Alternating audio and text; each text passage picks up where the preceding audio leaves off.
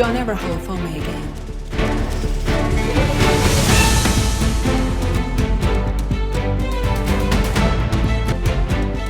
Goodbye, Maxwell.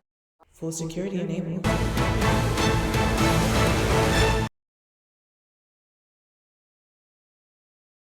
Hi guys, we've officially been nominated for Best Indie Sci-Fi, in case you didn't know.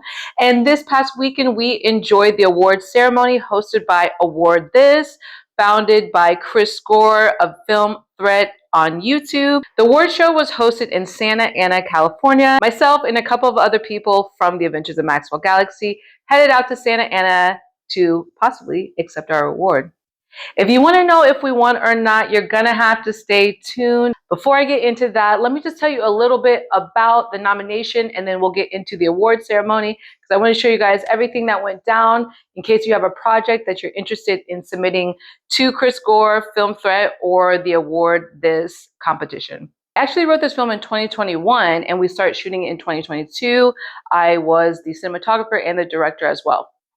So we started shooting Maxwell Galaxy in 2022 due to many things, including my physical health and finances. We were not able to shoot continuously.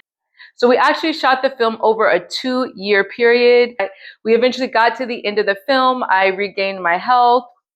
By then, so many people had moved on. Some people were married. Some people were having babies. Some people were moving out of state, out of the city. Some people had moved on to other projects. And so I just decided to take what we had available to see what I could make of it. Originally, Maxwell Galaxy was supposed to be a feature film, but like so many things in Hollywood, we had to cut it down, and then it was supposed to be a 30-minute film. It had to cut it down, so it became only 18 minutes long. And it was essentially the setup to the story. If you know anything about stories, there's your setup and your catalyst, right? And then you have Act 1, Act 2, Act 3, and you have a resolution. And that is story structure. And so really, we just were able to shoot the catalyst of the film, and that was it. And we just titled it Episode 1.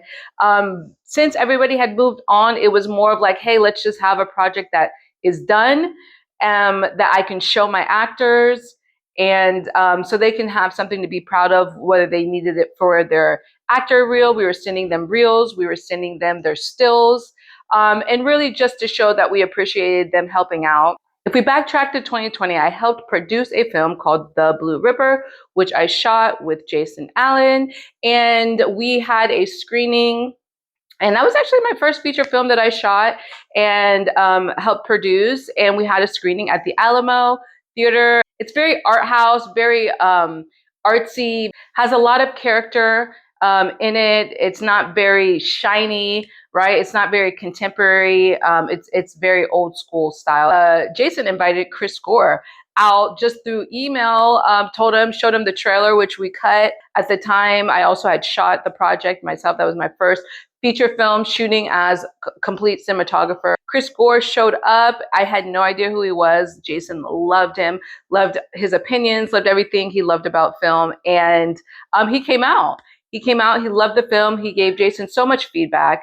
And that was about 3 years ago. So Jason had told me, hey, I know pretty much the film is dead. There's nothing much you were going to do with it. I had moved on to other ideas and other things of my life. But Jason had mentioned, hey, I think Chris Gore and Film Threat would enjoy your project. They like sci-fi. Everybody's kind of upset right now with the state of sci-fi and Marvel and, the Star Wars franchise and all of that type of stuff. And so he was just so adamant that they would love it. And I was like, okay. It's submitted to them, which requires you going through a film review. So you do have to submit for a film review first. Once you get your film reviewed, then it's eligible to the Awardthis film competition award ceremony.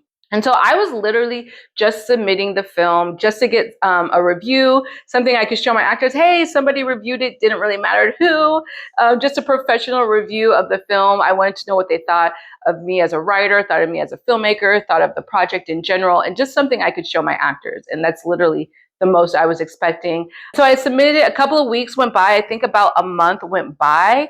I had was like, hey, I completely forgot about this submission. Let me just email Chris Gore and ask him, hey, where's my review? So I can send to my actors. And so I had messaged him and he was like, yeah, your thing had been reviewed 2 weeks ago. And I was like, that's weird. Nobody sent me an email. Nobody told me anything about it being posted anywhere. And actually, when you submit, they post their reviews on their website. So I was like, okay, well, that's probably not good because maybe they didn't want my film on the website.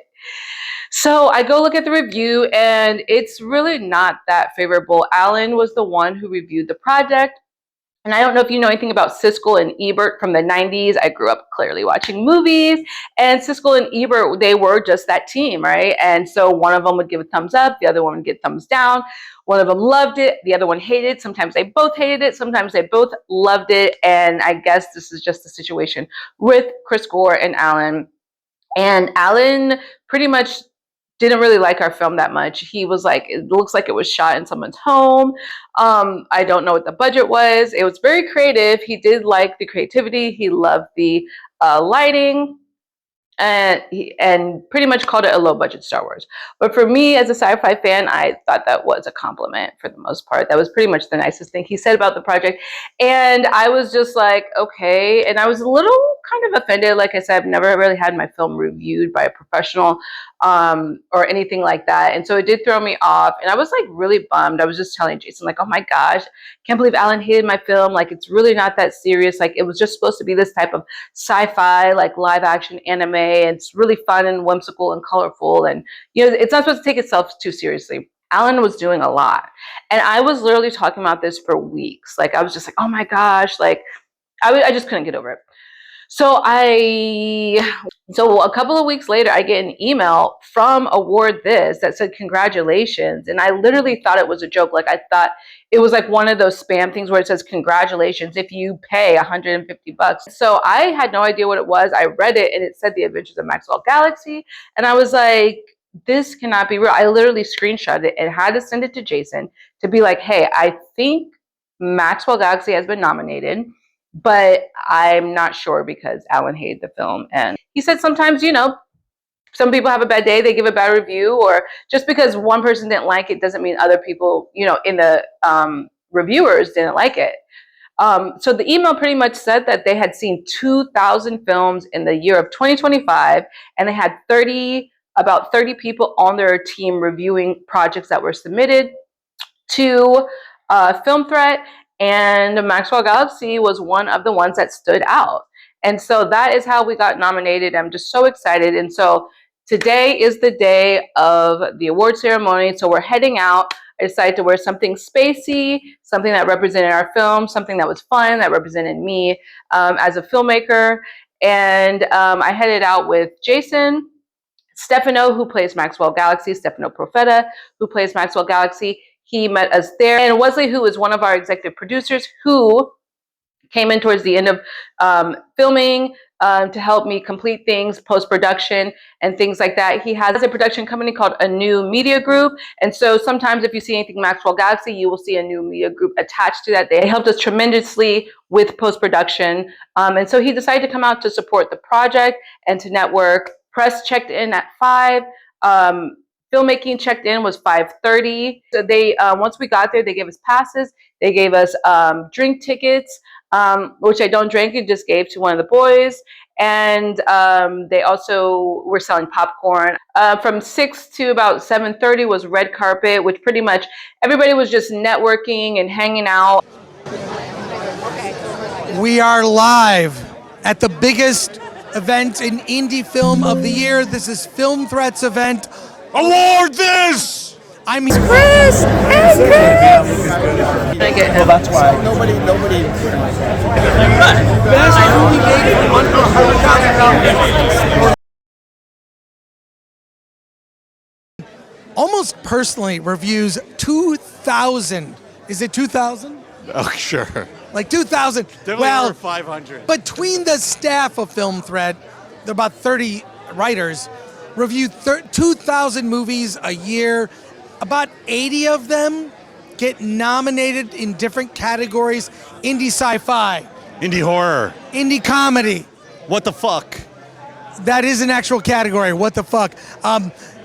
Best movie made for under $100,000 or less than the cost of an Oscar gift bag. But we're here with all the filmmakers. It's chaos. We're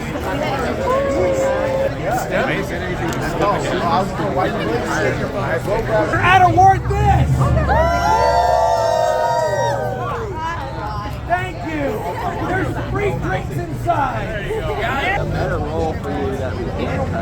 There was a like a step and repeat that was bright yellow, which I love because I love color. It was bright yellow, and pretty much everybody was just standing in line waiting to get on the carpet so that they could take their photo, so they could pretty much photograph their film for the press. And in the meantime, Alan and Chris Gore walked around in these beautiful tuxedos, posting live from, the red carpet. It was just wonderful. It was just wonderful because everybody there grew up watching film awards. We know the rundown, and it was just amazing to feel like part of it. And we just knew that Chris and Alan loved filmmaking just as much as we all did. And so it was just really fun. And so they walked around interviewing people and making jokes and laughing.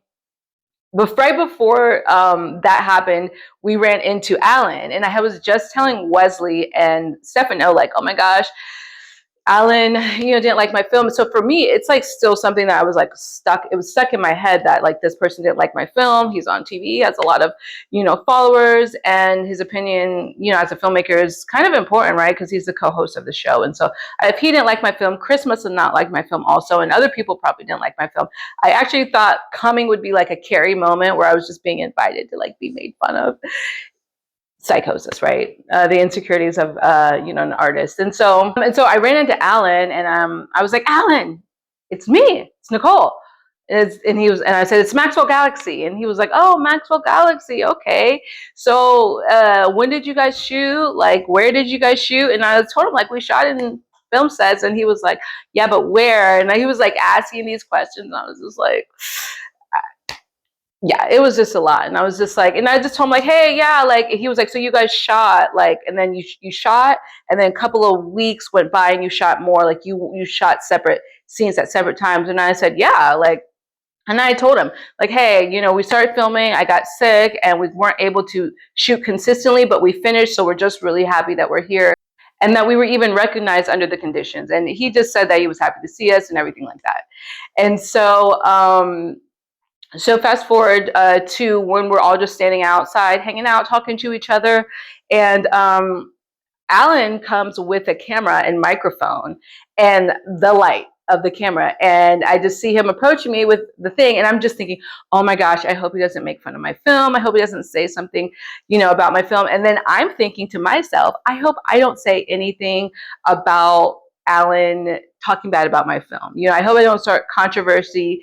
Anybody who knows me knows that like sometimes it's hard for me to keep my mouth shut about those types of things. And it really wasn't that big of a deal. It was his job, just to be honest and to tell his opinion, And You kidding? Yeah. When I was 2, but I followed. All right, well, thank you. Good luck tonight. Let's see. Oh, yeah, here we have the filmmakers of, give me the full name. Yeah. Oh, The Adventures of Maxwell Galaxy? Yes, a short film. It's a short film. It was supposed to be a feature, but due to technical difficulties like finances, we cut it down to episodes. So it's episode 1. All right, well, indie filmmaking. Yeah. There you go. All right. Okay, yeah, what? Look. Hey, Alan. it was just really fun. I mean, I hope that he would have asked Maxwell Galaxy, Stefano some questions, but he didn't. But it was fine. At least we got to, represent for our project. So that was that. And then I saw Wesley and Jason. They were on camera a couple times during the red carpet taping. It was just something really fun. And then for the most part, the boys, Stefano, Wesley, and Jason, they were just hanging out, eating popcorn, drinking, talking, and I was just, talking with people here and there. Eventually, it was my time to go on the carpet. We had to stand there with our sign that had the name of our film so that Getty Images, who was there, was able to photograph and document who we were and who we were representing. I had to do like a small interview. I just really wasn't in the mindset. I didn't know what they were going to ask. It took me a while to get to the plot The plot is Maxwell Galaxy is a fallen hero, right? He's a fallen hero, and the story starts where he has already fallen. But it was beautiful. It very much gave me an Alamo vibe. It's very art house, very indie, has a lot of character. You could tell they love film, right? It's very much almost like a museum. So everything was just so cute. Awardthis had their little napkins there. They had their name on the marquee.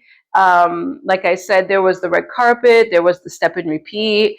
Everybody was just so sweet and nice. Yeah, so then it was eventually time to go in, and so it was a theater. It was a pretty decent size theater, and it was first come first served. So even though you were a nominee, and even though you've RSVP'd, or even though you've bought your tickets, you still were responsible for finding your seat and staying there because they weren't reserved seating. Oh, okay. And so we started to go in. Jason found us a seat. There was one empty seat with like a Coca-Cola and a hanger.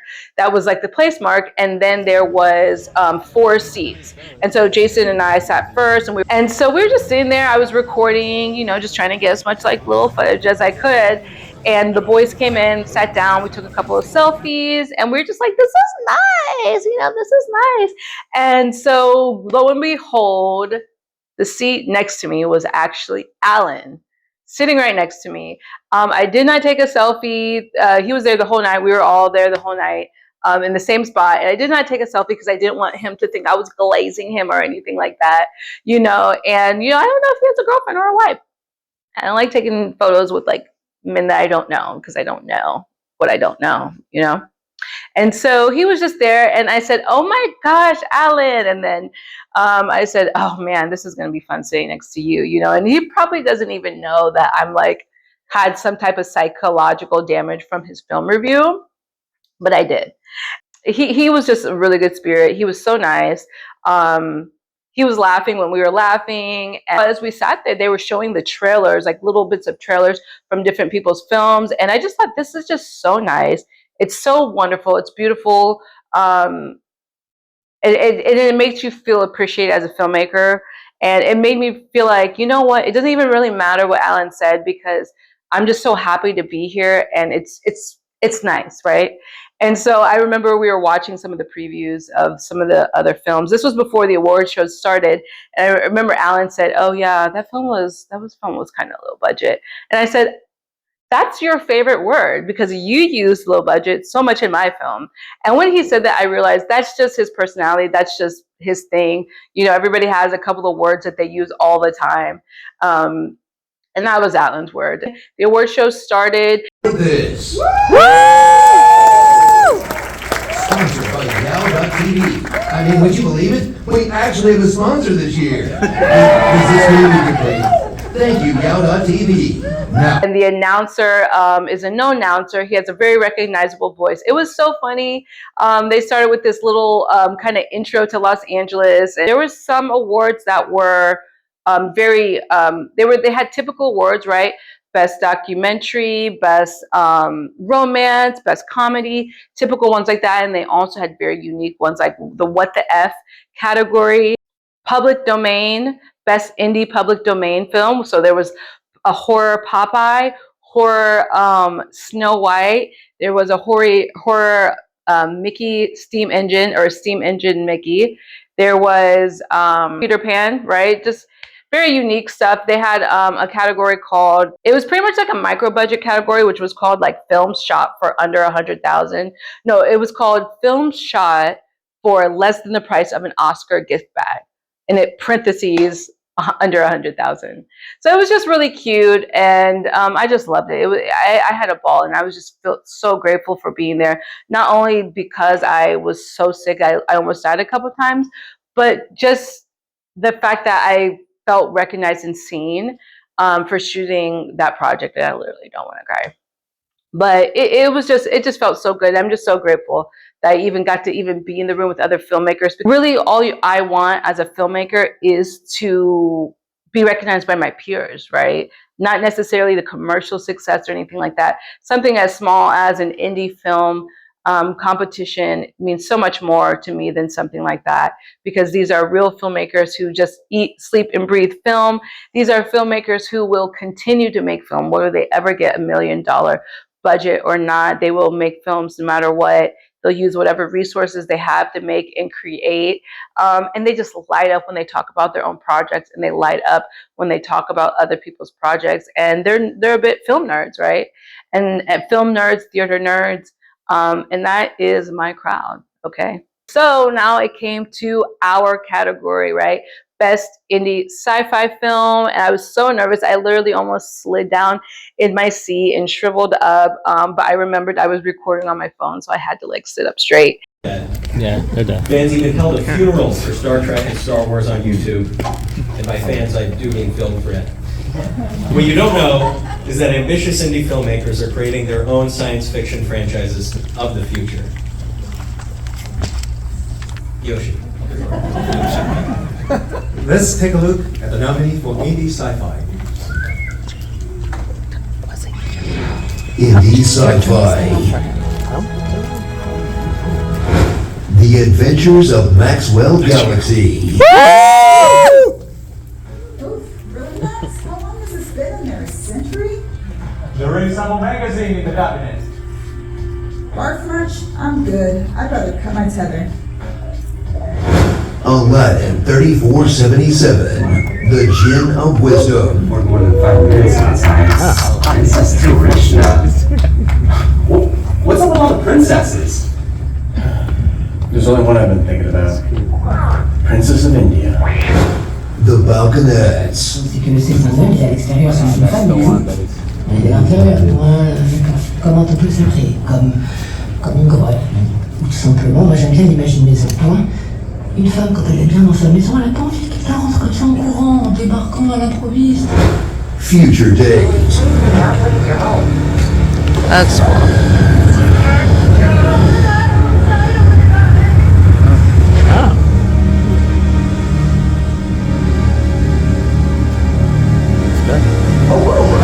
Ick. In stasis, the intracellular chymoplasm known as IC has reached its kinetic state. Barricade your doors and your windows, stop up your sinks and your drains. Primitive War. Anything that moves.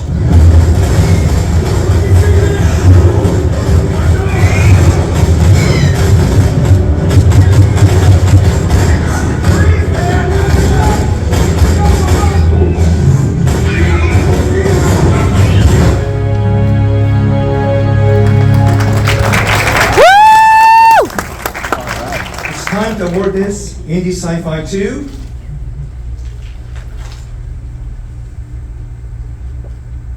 it's a tie. Ick.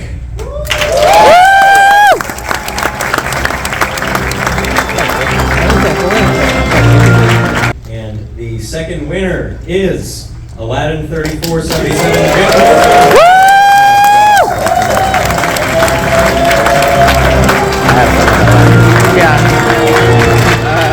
And the first film that they played for the nominations was The Adventures of Maxwell Galaxy.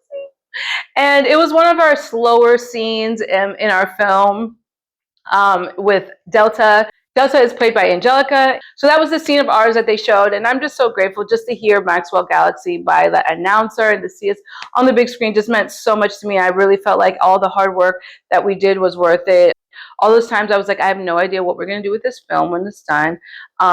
Just felt worth it. And I just felt grateful. And so they announced the winner in our category, Best Indie Sci-Fi, and it was not us, unfortunately.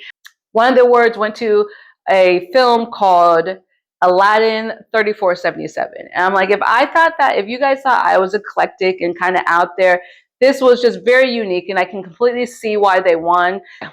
And so we lost to an amazing group of people, and we lost to Aladdin 3477 and another film. Next category made me think, well, if this is a short film category, then what are these other films? And I leaned over to Alan and I was like, are some of the films feature films?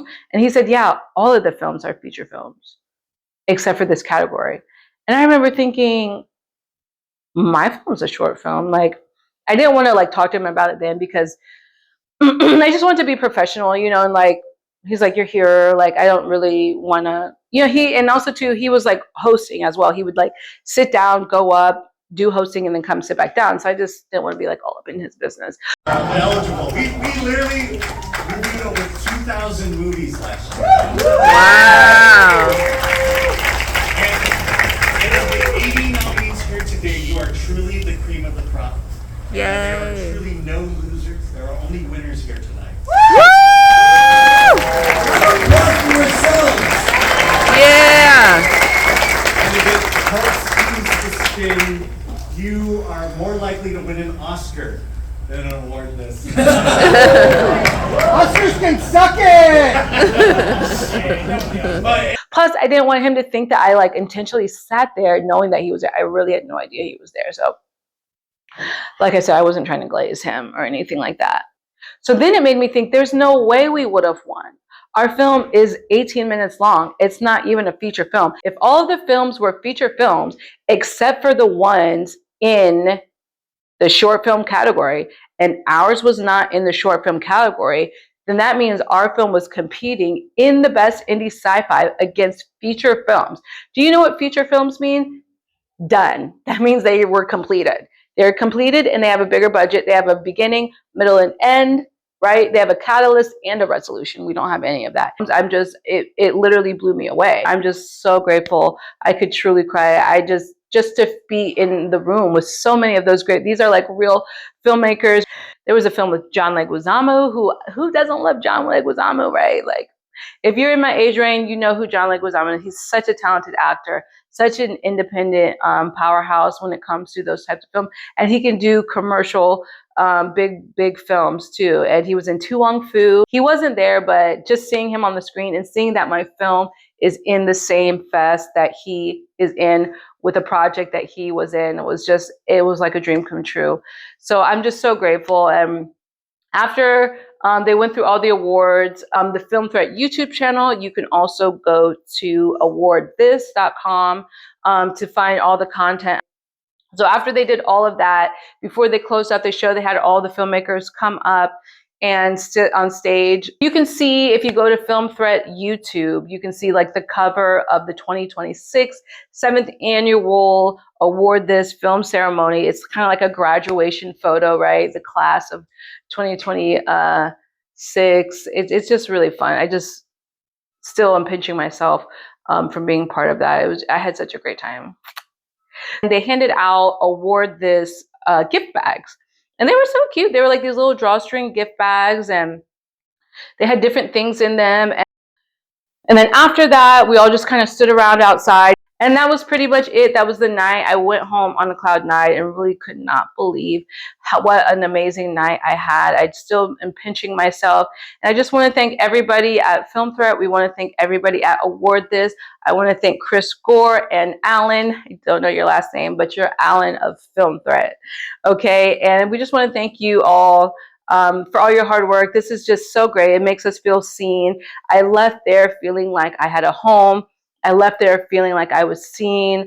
I left there feeling like I was a part of a family. So now that we got a taste, the fact that we were able to get nominated under the conditions that we did, I know for a fact that there is no stopping the Adventures of Maxwell Galaxy, because we are on our way to episode 2. It's going to be bigger, better than ever. Episode 3, episode 4, we are not stopping. Hey, we may end up just shooting a feature film. If you haven't yet, go to the maxwellgalaxyfilm.com. Head there, watch some of our exclusive videos. Who is Maxwell Galaxy? What was the film's inspiration? And a little bit about us as filmmakers. We also have a video called Deleted Scenes Part 1. And thank you for tuning in to POV. You have been nominated. Bye.